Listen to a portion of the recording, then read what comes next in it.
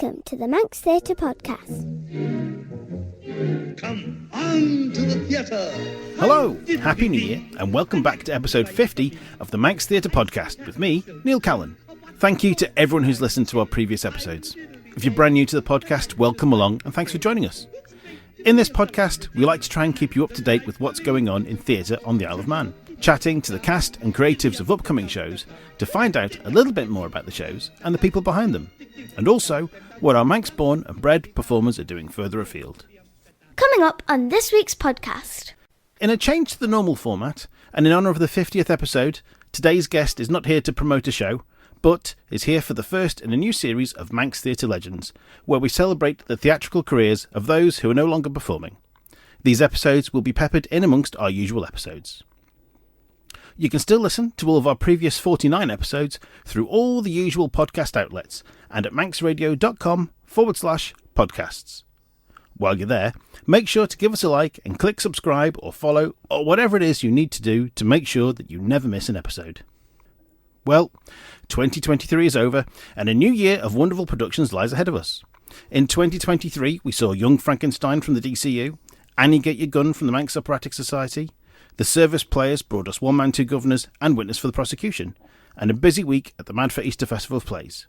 We also saw two school productions of Six from Castle Rushen and St Ninians, and Two Feathers gave their inaugural production with the Full Monty, and Parados returned with The Merchant of Venice in the open air of the Villa Gardens.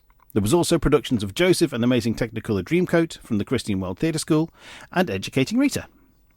So far, this year, we've got Evita from the DCU to look forward to, and we'll be chatting with Lauren Molyneux and Matt Creer about that in the next episode in just a couple of weeks' time.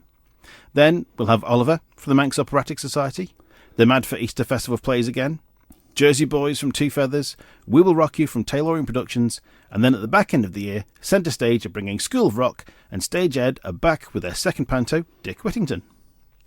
Kensington Arts are looking for children aged 11 plus to take part in their production of the Addams Family School Edition. Auditions will take place during February half-term, and the show itself will be performed during the school summer holidays. For more information, see the Kensington Arts social media pages or email kensingtonarts@gov.im. For the full weekly list of arts activities available, visit their website at kensingtonarts.im. The Isle of Man Government Staff Choir has been renamed the Isle of Man Arts Council Community Choir and is no longer exclusive to government workers. It's now open to anyone in the community who enjoys singing. The choir rehearses at St George's Church every Wednesday lunchtime from 1:10 to 1:50 p.m. For further information, contact zoe.shuttleworth@gov.im. And if Wednesday lunchtimes in Douglas don't suit you, Christine Sutcliffe is also setting up a group for people who enjoy just singing, without the pressure of performing or worrying about six-part harmony. They'll be meeting on Monday evenings from 6:15 to 7:15 in Braddon. More details to follow as soon as they become available. Make sure you keep up to date with what's going on between episodes by following Manx Theatre Podcast on both Facebook and Instagram and at Manx Theatre Pod on Twitter. Right, down to business. I'm joined in the studio today by the first of our Manx Theatre Legends. With iconic roles under his belt such as Judas, Sweeney Todd, Skye Masterson, Fagin, Bill Sykes, amongst many, many others, this is a true gent who's been an inspiration and role model to many performers of my generation. It gives me great pleasure to say, Tony Hawks, welcome to the Manx Theatre Podcast. Thank you, Neil. Really appreciate that. Tony, you've been someone who I've been wanting to get on the podcast for a long, long time, and the launch of our Manx Theatre Legends feels like the perfect time for that.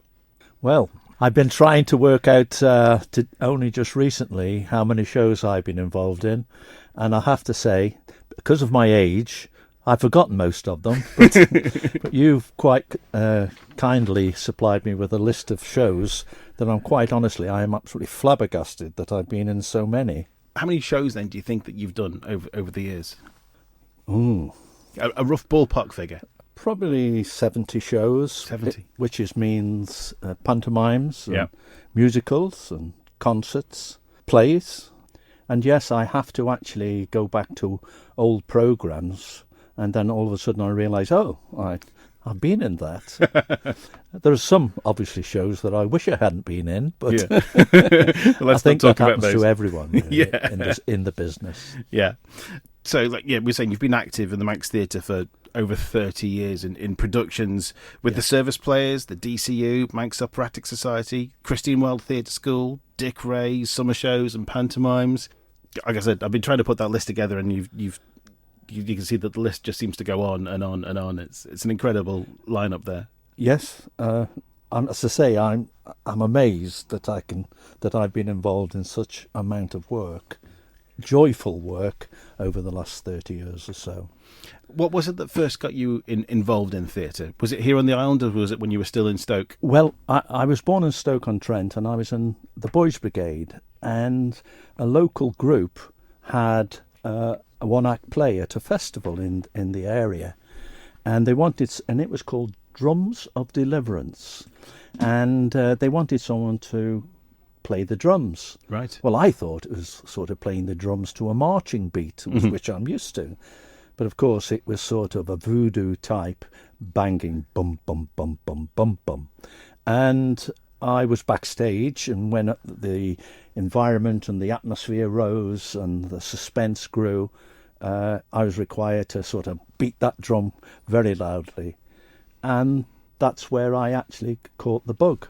Right. I said, oh, I like what they're doing on stage. And so I did probably about 3 or 4 one-act plays and 3-act plays, Doctor in the House, for instance.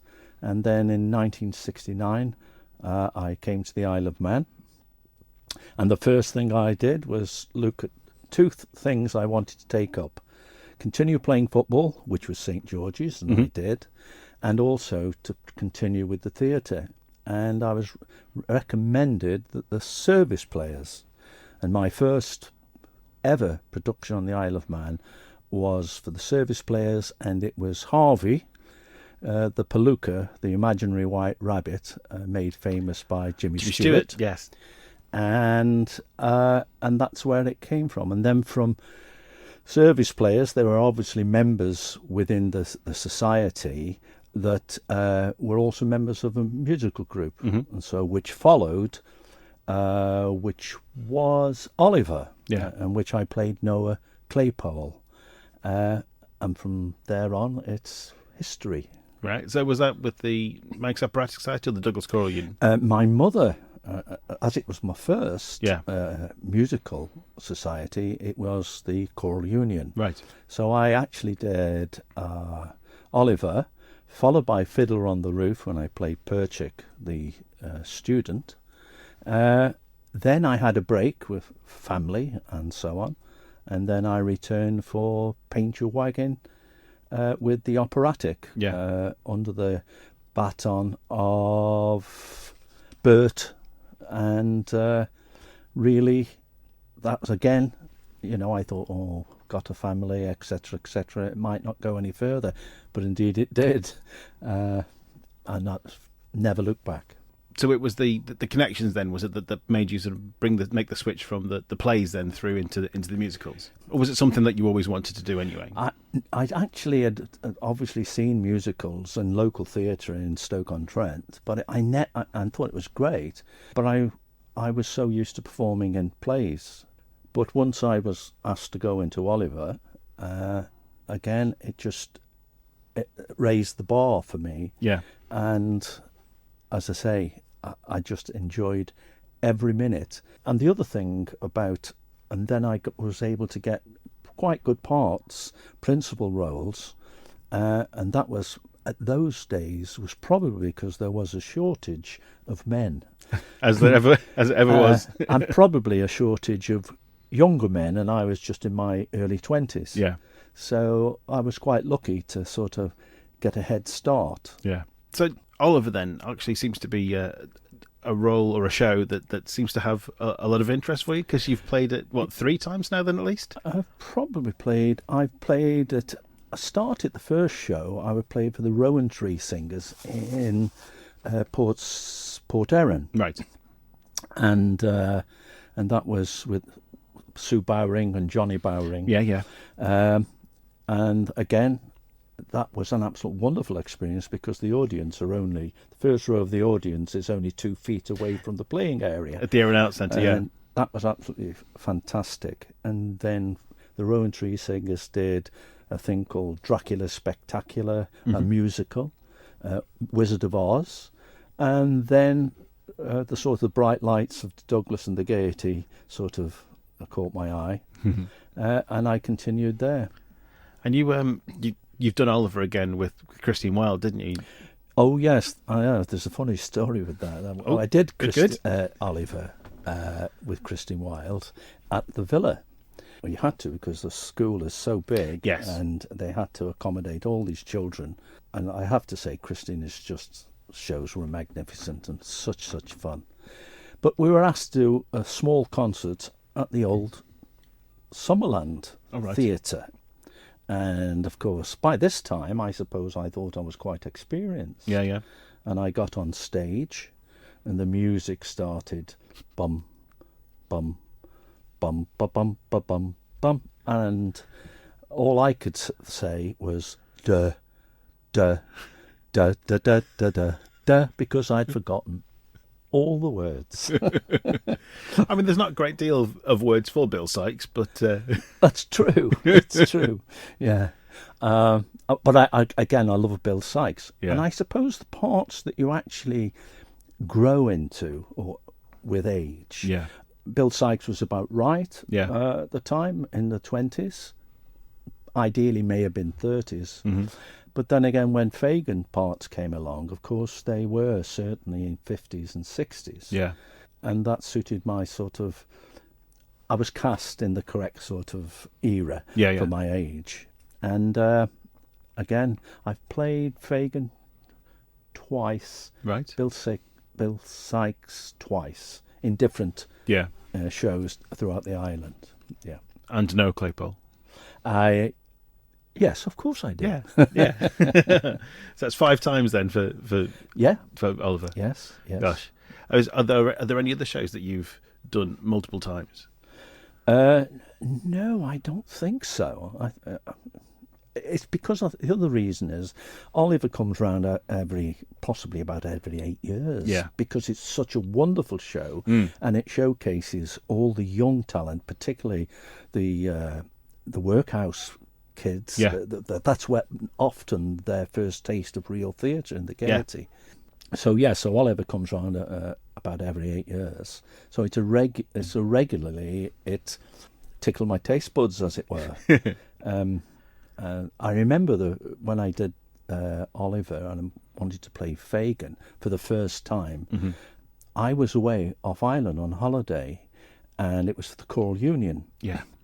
And they just actually employed a director called John Cumberledge, who I will continue to say is the best director I have ever worked under. Such attention to detail, both a dancer and actor, and he knew his stuff. And John didn't know me at the time. He's actually from Stoke-on-Trent, but that doesn't mean I favour him because of that.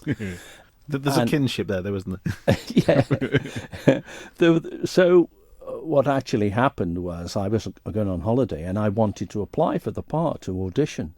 And they said, Choral Union committee said, well, you could tape it. So my wife, Jackie, in the lounge, and I stood up against the curtains of the large curtains, a bit like the Gaiety, and she taped it for me, and it was sent in, and I actually got the part on that. And thereafter, I think the next piece was Sweeney, and the operatic said, would you come down? We've got a new director, which was John Cumberledge. Yes, it was his first show. Yeah, and he said, come on down. And I thought, it's one of these things where they say, you've been a good servant, Tony. We'd just like you to come down, have a piece of cake and a cup of tea, and meet our new director. Yeah. Well, I was actually sort of, shall we say, headhunted, although I had to audition as well. And John Cumberledge had remembered me from Fagin, and obviously thought that I was one of 2 or 3 that may make a good Sweeney, and indeed that was what was happened, And that was about that'd be about 5 or 6 years after Oliver. Probably, Yeah. I think it was about 2000 and... Oh, no, actually, I think it was earlier than that. I think it was about 2004, wasn't it? I think it was. It was only a couple of years after Yes. Oliver then, Yeah. Yeah, because Yeah. I was young Tobias then. Yes, that was when I really realised that you were an absolutely fabulous Tobias, who was the little lad kicking round in the show, who does me in the end. Yes. What an absolutely fantastic show. And the style of that show was so very different. Yeah. It wasn't a bums on seats Oliver show. No. But to the purist, it was absolutely fabulous. And I was listening to, or looked at this DVD of it only just last year, and I just couldn't believe how I managed to get through it without making a mistake. Although I probably did make one or two. But the art in the theatre, as the players will tell you, is actually covering up those mistakes. Yeah. And I've made a few, and I've covered up quite a few. Well, David Artis, he has quite a reputation for being to be in a position where he can make a mistake, but make that mistake so confidently and deflect it to someone else that the audience thinks that the other person has gone wrong. And he tells me that he learnt that from you. Well, David who? David Artis. Artis. Yes. Oh, yes. Well, I remember David, his first show was Jesus Christ Superstar. Yes. And he played one of the ensemble parts. Mm-hmm. And he actually, I remember, there was a tableau of the Last Supper, and he was actually featured in that. I've got photographs of that. But I always used to kid him that I taught him everything that he knows. But of course, that's not true. I mean, I'm delighted that I am the first of this type of program on the legends of the sort of theatre before David Artis. So there you are, David. Well, if you look through the list of the roles that you've played and the list of the roles that David's played, he has copied you in many of it, having played Judas and now Sweeney Todd last year as well. Well, again, that grows with your age and the era. And I'm sure Davey would have been, as a young man, would have been saying, I'd love to do Bill Sykes or Sweeney or whatever. But he's allowed himself that, he's been patient and he's waited, and he said, now I'm at the right age to play it. Yeah. Because he is such a professional in that you can't say that David Artis is an amateur. He is a true, consummate, professional, a modest, humble player. And I wish I was humble and as modest as he was, or is. It's just a shame he's such a horrible person, isn't it? It is, yes, yeah. Yeah, I mean, David talked about your powerful performances as Judas, and just something that obviously he'd tried to emulate himself, just to see the anguish and the whole journey that you'd gone through as Judas in the show.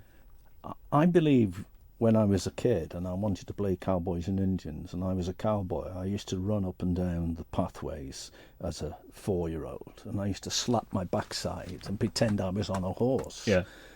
And I think if you have a good imagination, and that's what you have, an imagination, and even though you may be embarrassed to sort of be in an everyday situation to sort of go out there and sing or dance or act, I think I found I'm actually a retired prison officer or prison governor, and I found that in my day-to-day life it was pressures. The pressures are like most people in work. It's either humdrum, exciting, but pressures are there.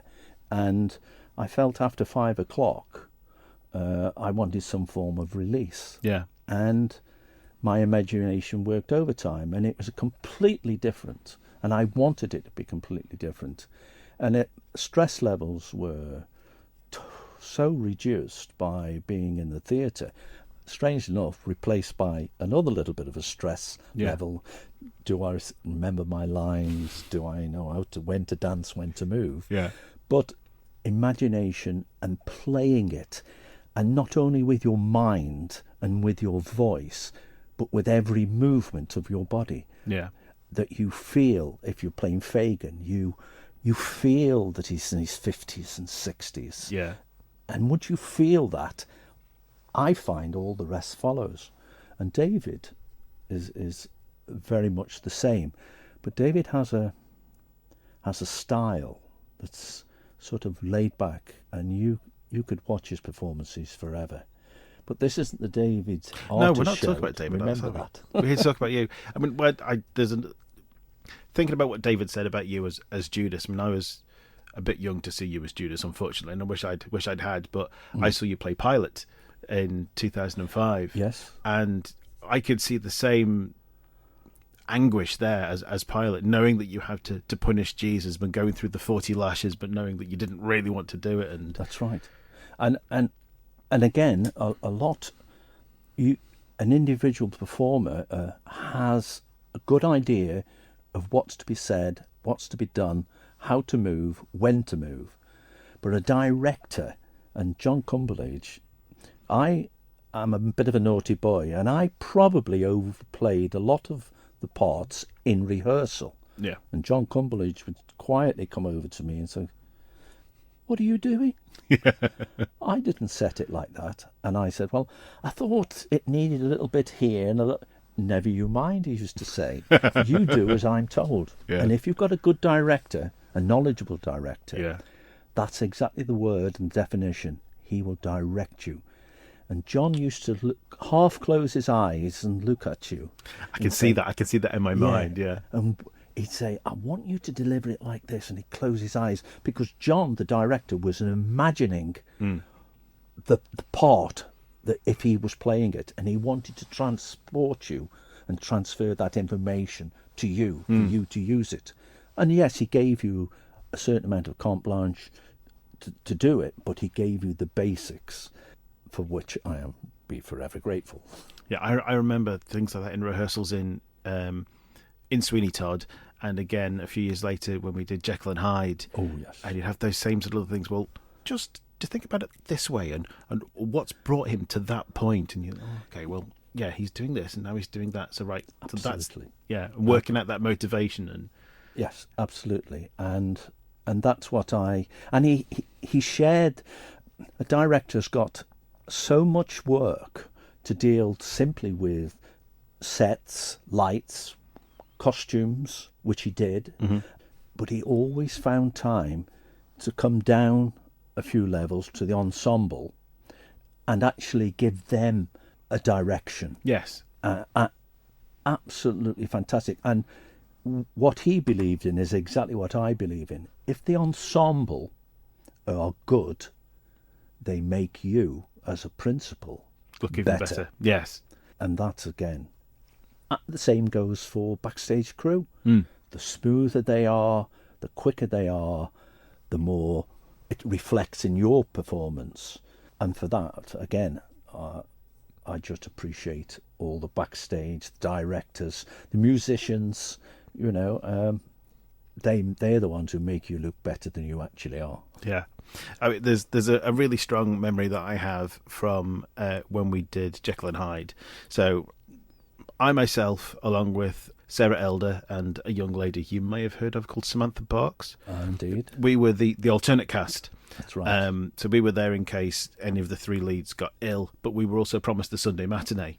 And at this point, this was the biggest. It was the first lead role I had, and the biggest thing that I'd ever played. Yes. And the scene that came up, and it's early doors in the show, and I think our two characters had just had a bit of a heated discussion about what Dr. Jekyll was about to do, because you played Sir Danvers Carew. That's correct. Who was my fiance's father, Yes. future father-in-law.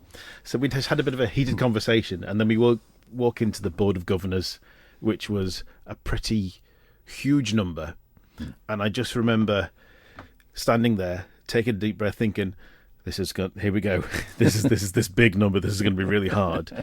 And you were stood with your back to the audience. You had your hand on the end of my desk, and just to give me a little look, a little wink, and went, "You'll be fine." And that was it. And away we went. And that was just enough just to settle those nerves and calm me into it. Yeah. So I have to owe you a humongous thank. Well, there were, as you say, you played the understudy on that. But it was very, very interesting that John allowed you to play it in your strengths and style, which is far different than Matt. Yeah, Matt Quinn, yeah.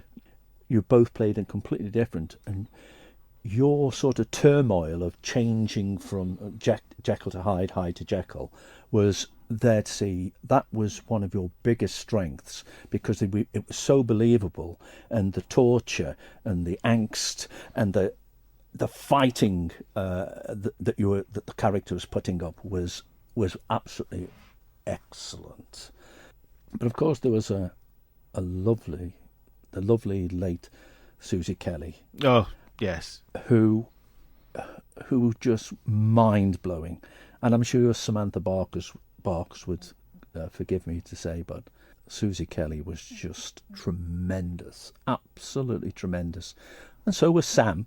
But Sam, of course, may well have got the part had she not been so young. Yes. And John was saying, the director was saying, I'm going to give you a chance because I think you're well worth it. And of course... Yeah. I mean, she was only just 16 at the time. Yeah. And I could... And if you're going to have an understudy, my goodness me, Sam Barks was just fab. She was, wasn't she? But, yeah, fabulous show. But remember that the fire brigade came in. Yes. And we were supposed to have Bunsen burners and type of things in the laboratory. Yeah. And the fire brigade came in and said, no, you ain't. Yeah, because it's a listed building. However, we did have it on the Thursday night, which was my dress rehearsal, which was recorded. So on my version of the video, I've got all the big flame balls and fires and everything, so it's great. Well, great. So, I mean, like I said, we've talked about, you've had many, many, many roles over the years. Mm-hmm. Is there one for you that sits head and shoulders above the rest? No. No. There's probably two or three. Yeah. Professor Higgins and My Fair Lady. Uh-huh. Scrooge. Yes. Sweeney Todd and Bud Flanagan. Yes. And I would say, because they're all so very different from each other, I couldn't separate them. And Jackie, my wife, was saying when I was rehearsing for My Fair Lady and Professor Higgins, and because I'm from Stoke-on-Trent, and yes, some people on the island think I'm from Liverpool because of my accent. Of course, I had to have the most perfect English accent for Professor Higgins, and there was one line that contains the word tongue, and of course Jackie says, "No, it's not tongue. It's tongue." With the U. And she's been very good. Yes. Because she goes through the script, or she sees me in rehearsal and hears me in rehearsal, and she's very good. She just puts a few little bits and pointers there, and hopefully the performance is the better for it. It's great having wives like that, isn't it? Emma's the same. Emma's the same for me. Yes, and in the theatre at the same time, because we both enjoy the theatre so much. So, she's not too bothered if she knows I'm going to a show, or before I retired anyway. You're listening to the Manx Theatre Podcast with Neil Callin. So you mentioned Bud Flanagan there. So that was the first of the Taylorian summer shows, and that was a great summer. That one, there was a lot of fun in that. Again, the other thing with Bud Flanagan was playing. This was not fiction. Yes, and absolutely amazing, and the amount of costumes set was just incredible. The amount of people within the show was quite high, and therefore for every person you had to have a costume or two or three. I think Bud Flanagan had 10 costume changes. Yeah. Of course, Matt, what's that fella's name? Matt James. Matt James, yeah. Played my buddy, and of course was basically in the same sort of tuxedo type and hat all the way through. And the hardest thing about that show to begin with was the actual quick change. Yeah. And I was actually giving lines off stage while they're putting my trousers on. After 2 performances, it's absolutely amazing. The dressers actually get used to dressing you. I get used to the fact that I just relax.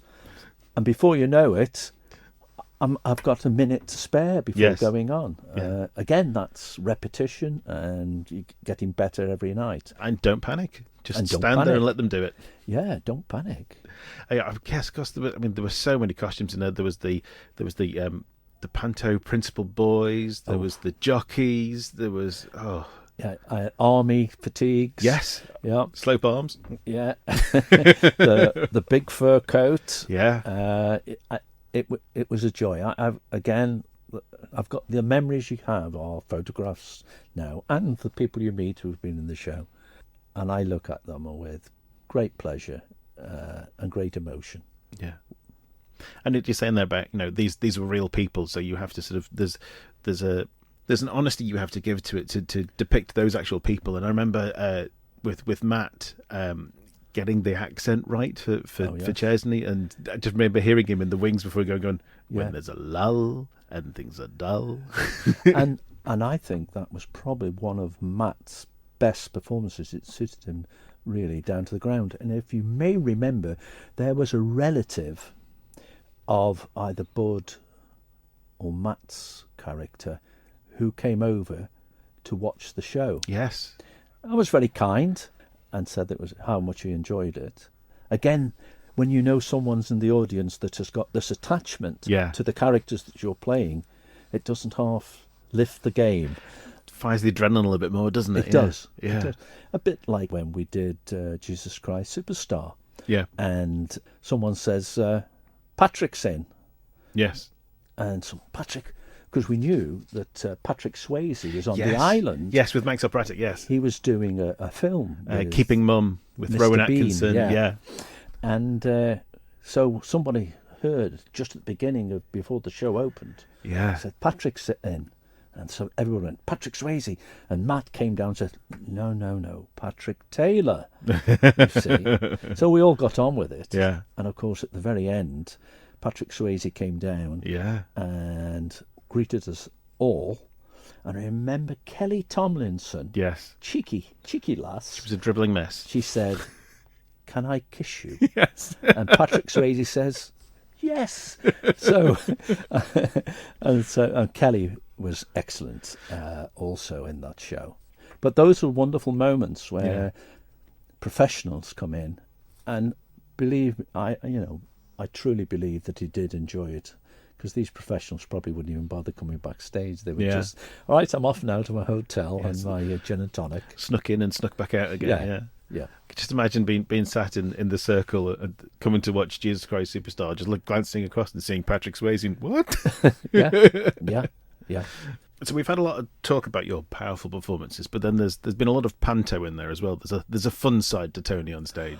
Oh, well, I look at Fagans and whatever you as fun as well, Yeah. in a tongue-in-cheek way. But yeah, pantos, I started with service players. Yeah. And then we went into a different world when David Artist, Sonia Callin and Gary Chattel brought on their productions. And I remember doing Peter Pan, Captain Hook, and I was supposed to do a Michael Jackson moonwalk. Well, I don't know about a moonwalk. Because there's one thing definitely that my weakest point is dancing. And I remember the audience were laughing, not at the fact that I was doing it well, I was doing it so very badly. But again, it was a baddie. Captain Hook just loved it. And that's the interaction, because it's the first, you can do musicals and so on, and plays. But when you have a different form of theatre and different genre of actually communicating to the audience, which you're allowed to do in panto, that's such fun. Yeah. And you probably drift away from time to time from the script, just to be a little bit naughty at times, and I'm afraid I was. And maybe drifting away because you're not necessarily sure of the lines? Sorry, what was that? Because you're not necessarily sure of the lines. Oh, yes, yeah. In Scrooge, I said to the prompt, if I say humbug 4 times, I'm in trouble. And I in Annie, playing Daddy Warbucks, I forgot my line, and I said, "Hold on." And this was my secretary in the office scene. I said, hold on, I think someone's at the door. I go to the side of the stage. The prompt gives me the line, and I walk on and say, no, nobody there. Now, where were we? And of course, I've been given the line. Yeah. I've done that on a couple of occasions. and if, let's say, if you do it with confidence, no one ever knows any the wiser. Absolutely. In My Fair Lady, the scenery had a fail, and it was damn, damn, damn, followed by I've grown accustomed to her face. Yeah. What actually happened is the front cloth caught. Yeah. We used to do that quite often, but the front caught up, and it didn't, and it was hanging up on one side. And I walked on not knowing that the front cloth had actually snagged. Yeah. And the audience did, because you could sense, what's he going to do now? Yeah. And I looked. I came on, I said my first lines, damn, looked, damn. The only thing you can do then is to walk off. Yeah. Because you're going to look like a sore thumb, waiting for the thing to sort of bang. Yeah. I walked off. Moments, only seconds later, it came down. Bang. Yeah. And then I walked on. But the audience, because they're so kind, you could sense they were thinking, oh dear, how is he going to get over this? You walk on. Damn. And once you delivered those lines and sang the first line, they knew you were back on the horse, and you were riding away. Okay, and it's forgotten about, and away we go. Yeah. So you did many shows over the years with Christine Wilde, taking in the sort of the guest spot with yourself and John Craig. Oh yeah, John and I were a great foil to each other. Absolutely loved working with him, and as I said, even before then, there was a real legend that unfortunately is not here anymore, and that is Wiley McDowell. Yes. And Wiley McDowell, myself and John Craig did the sand dance. Dum bum bum bum bum bum bum, and well, that was hilarious because I mean, Wiley was superb at, if anything went wrong, he would make it into something that was absolutely brilliant. He was such a wonderful performer. And John Craig and I just were amazed at the level of his ability. But what they did with me, Christine always used to invite me a couple of months before her main rehearsals. Yeah. So that I could learn the steps, because I needed a couple of months before everybody else. Yeah. And when we did Annie, the junior sort of show with Christine, I played the weasel. I've forgotten the character's part. But anyway... Rooster. Yes. Cock-a-doodle-doo. And Rooster was supposed to be having the dance number. Anyway, I was so bad, I basically stayed in the middle, and those wonderful Christine Wilde dancers would just dance round me, including your wife, Emma, at the time. And, well, she wasn't your wife at the time. Not the time, no. Far too young. Yeah, and they were wonderful times. And you played Bill Sykes with Christine as well then, didn't you? Yep. Bill Sykes, again in the Villa, and with her sister, Laura. Yeah. And Trish Farger, some great movers, dancers, actors, singers. I mean, Trish Farger and Laura had... Lorna, sorry, it is Lorna. They had their own act, and they actually left the Isle of Man for a period of time and did the pubs and clubs in the UK. How about on-stage pranks? Were you a bit of a prankster in your youth? I know in later years you were never keen on the last night pranks. I was. I was quite undisciplined. But again, because I was male, quite young, they couldn't afford to sack me. They needed me.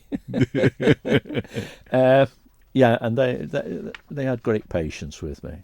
It was all harmless fun. Yeah. But there is a certain amount of discipline within the theatre that you have to adhere to, or else you won't get anywhere. Yeah, that sort of last night prank seems to have disappeared in recent years, which is good because That might be the only time that someone sees the show and they have the right to see the same show as everyone else has done all week long. Yes, yes.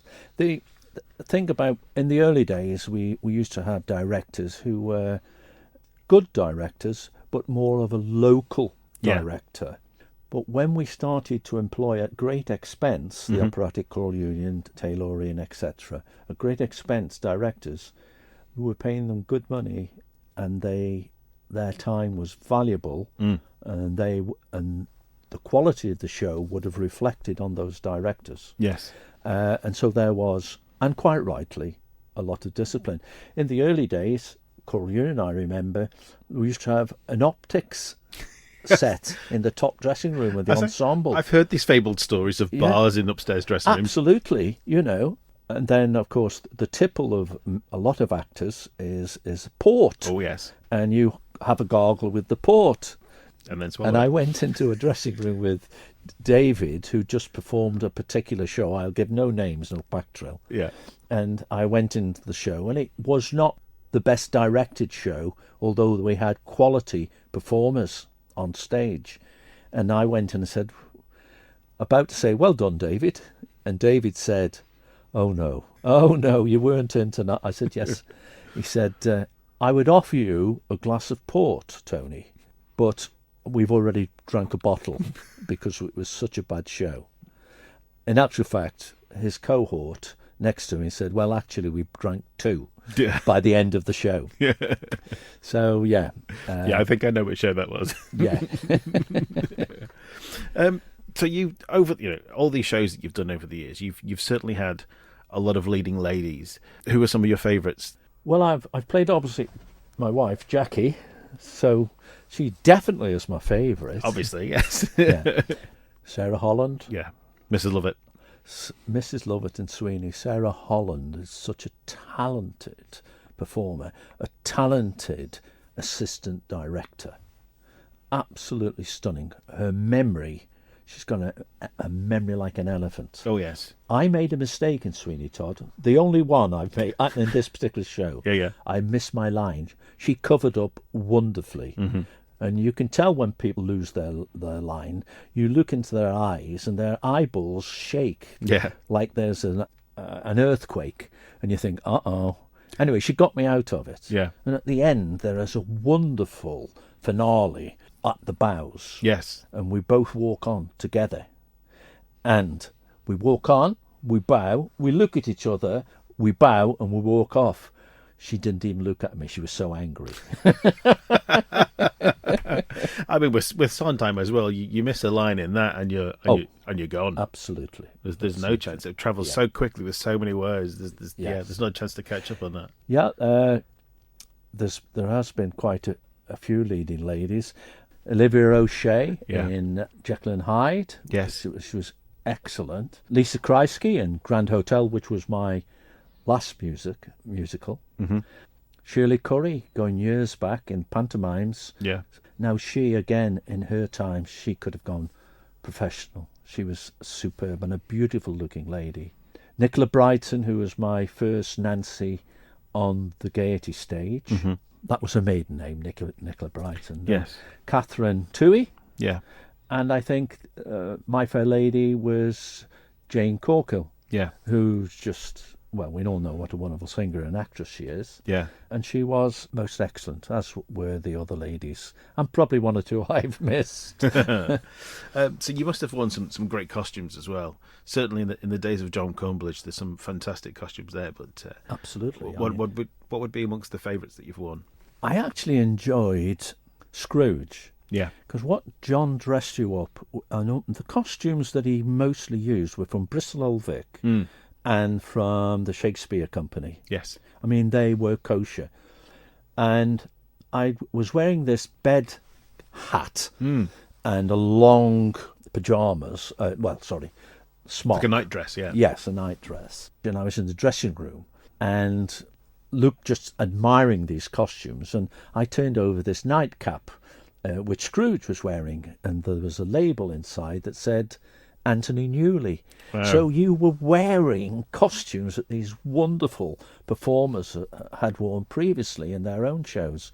And the costumes, you can put a nightshirt on and leave a nightshirt and don't put the sort of large embroidered heavy duty house coat on top of that.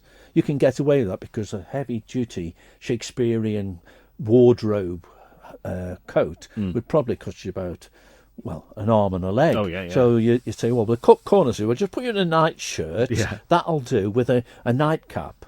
But of course, John Cumberledge and the operatic committee at the time said, oh no, we will dress you properly.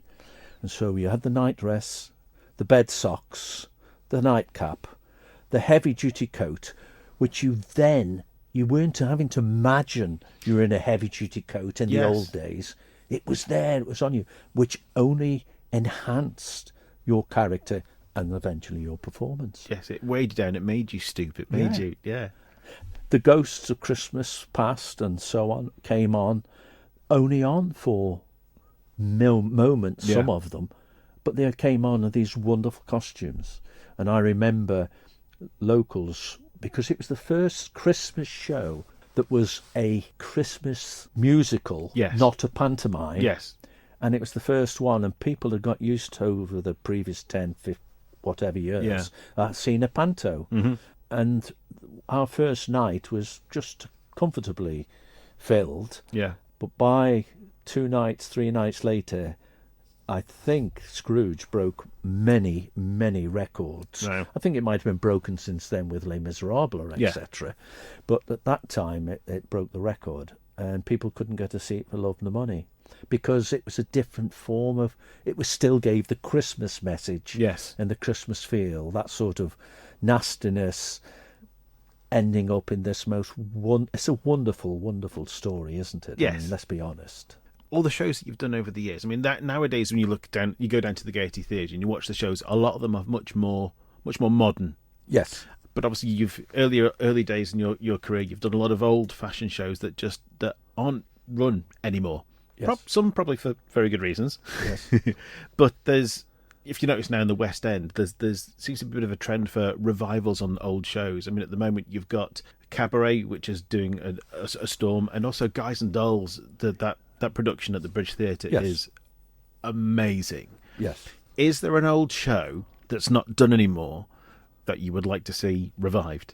Do you know, it's a difficult question. I mean, I don't think there's nothing that comes to mind, because this is a different angle question that I'm not really given too much thought about. I saw Hamilton in the West End last year, or just over a year ago, and it is certainly doesn't tickle my taste buds at all. Yeah.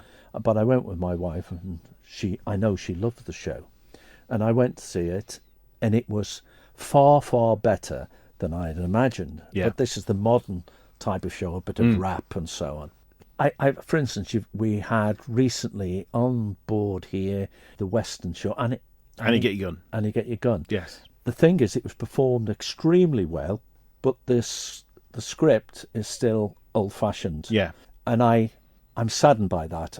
I would love to see the Annie Get Your Gun, Calamity Jane's, of this South Pacific, all the real good shows, Rodgers and Hammerstein shows, absolutely fabulous music, but it really needs bringing up to date. Yeah. And that's where it saddens me. I can go to the theatre now as a punter, and I'll sit on the seat and I'll enjoy many aspects of the show. If it's an old show that it's a little bit old and staid, I'll come out of the theatre still happy, because what I've seen and what I do see, and why I retired at the time I did, is I'm seeing new talent. Yeah. Young, new talent. But better than that, I'm seeing mature talent who've come back into the theatre, probably after many years working life and family, and coming back. And the talent is just amazing. So I stood back and said, fill your boots. Yeah. So I go and I enjoy it. So I always come from any theatre show that I see with some positives. And mostly, if it's a poor show, for whatever reason, I can say, that young man, that young lady, I'm going to keep an eye out for you, because I enjoyed your performance. Brilliant. Is there a role, then, in all of these roles that you have played, is there a role that you've not played that you wish you could have had the opportunity to play? Yes. Oh, what's Yes, indeed. And it is Les Miserables, that? Yeah. Thénardier. Tonight, yeah. Absolutely. I would love to have done that. I auditioned. Yeah. I must have been rubbish because I didn't get it. And which is interesting, and it brings you down to earth because, Yeah. again, I'm male. Two, I was of the right age, and I had all the experience behind me. Mm-hmm. You actually you can go into auditions quite confident. Yes. Too confident. When you look around, Yeah, yeah. you look at your competition, and it's like, but it's dog eat dog, cutthroat in the professional business, and it's not really that much different in the amateur circles. Auditioning is basically the same as the Yeah. professionals.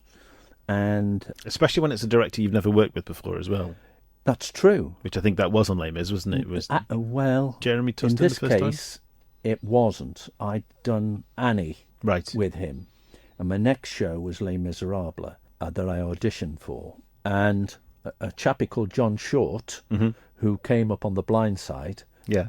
but John did an admirable performance. That was one where I was sitting in the audience, rather jealous, green-eyed, and thinking, Should have been me. let's see what John does. Yeah. But John blew me away. He was good. He was very, very good. But yes, I would love to have done. I think that is the only one that I would sort of be keen to have done. Yeah. But I've no regrets. I'm happy with my lot. Brilliant. Right, Tony, I think we're almost done. I mean, I could sit here and talk to you for another hour and a half, and this would be the longest podcast that we've ever had. But way back in 2020, just as we came out of the first lockdown, Neil King and I, who was the other presenter at the time, we created the Manx Theatre Podcast Musical Theatre Playlist. The idea of this was to create the ultimate musical theatre playlist. We both put 10 songs in each to get it started. Then every person that's been on the podcast ever since has picked a song to add to that playlist. Now, these are all songs that are from shows that we've been in, that we've performed, or they just mean something very special to us. Is there a song that you would like to add to the playlist, and why? Well, it's a difficult one, but I think it's a song from Underneath the Arches, sung by Bud Flanagan, The Umbrella Man. Oh, it's a lovely song, that one. And what's the reason for that song in particular? Well, that particular musical, was based on true story and true characters. And I felt the more I played that part, the more I was sort of had this connection to Bud Flanagan. Mm-hmm. I think you really can do that if you play it with your heart and soul. Yeah. And it's a very busy show with plenty of action and plenty of rip-roaring songs. But this is one of the one or two very low-key songs that you could just sit and listen to like you would listen to the pitter-patter of the rain. And it was so atmospheric, and it gave you time to just breathe in the character and the sentiment of the songs. Beautiful. Well, Tony, thank you very, very much for joining me on the podcast today. And like I said before, we could talk for hours. Thank you very much for being a role model and an idol for me, and also for joining me to be my first Manx Theatre Legend. Well, thank you, and I really appreciate it. Thank you, Neil. Thank you. You're listening to the Manx Theatre Podcast. In the next episode, we'll be back to the normal format and chatting with Matt Creer and Lauren Molyneux from the DCU ahead of the production of Evita at the Gaiety Theatre from the 9th to the 17th of February. Well, with that, we bring episode 50 to a close, and here is to 50 more. Thanks once again to Tony for joining me on the podcast and being our first Manx Theatre Legend. If you'd like to nominate your own Manx Theatre Legend, you can contact me through the podcast's social media pages or by email to manxtheatrepodcast@gmail.com. Make sure to like and follow our social media pages to get notifications of upcoming episodes and events. And don't forget to check out the Spotify playlist by searching for Manx Theatre Podcast, and that's all one word. If you have any productions or events that you'd like us to talk about or promote on a future episode, you can contact us through the social media accounts or by email to manxtheatrepodcast@gmail.com. All that remains is to say thanks for listening, and I hope you join me again next time. I've been Neil Callin, and you've been listening to the Manx Theatre Podcast. Goodbye. the Manx Theatre Podcast, taking a look behind the scenes of Manx Theatre. And happier than actors' life for me.